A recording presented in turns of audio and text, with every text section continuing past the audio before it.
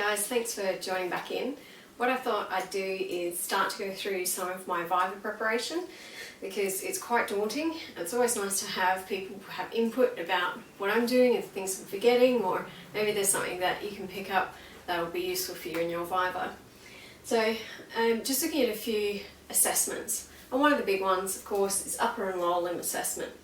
So what I've broken my Viva down into is little anagrams that I can follow, and I try not to lose my place. So the first one is actually the anagram wiper, and also stands for is wash your hands, introduce yourself to the patient, position the patient. Maybe they're slumped over on the bed when you get in there. Maybe you need to sit them up. Expose the patient. You may need to take the t-shirt off if you're doing an upper limb assessment, and also stand to the right side of the bed. That's just a little bit of an introduction. I follow this by a really thorough assessment, a health assessment of the patient. You need to ask them lots of questions. And I'm sure we've all been using this sort of framework, and by all means I'd really like to know other frameworks as well. This one I found at the moment works for me, but I'm sure there's lots more that we can do to build it up as well. So presenting complaint. What's happened to the patient and why are they here? The history of the presenting complaint. I know that it's going and needing to be very specific when we talk about the history. The patient may have banged their elbow, but we need to know, did they bang their elbow and then fall over with their hand outstretched? Did they bang their head and lose consciousness? Have they got a sore neck? Remember to flesh out all of those questions. Past medical history.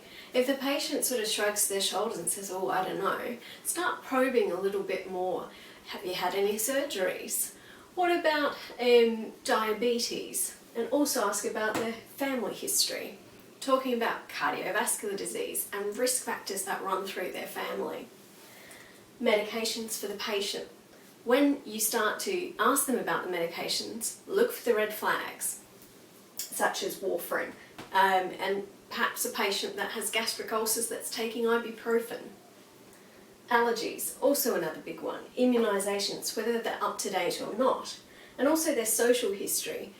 Be assured you're probably going to get a part of their social history you need to know about. Maybe it's an elderly gentleman that's had a trip and he's not walking that well anymore and he really needs some help at home. We need to decipher this for them. Also, are they a smoker? Drinker? Living conditions? Whether they're left or right-handed, where they work. Because at the end, when we've put our assessment together, all this information will come through to be our final treatment or holistic treatment of the patient.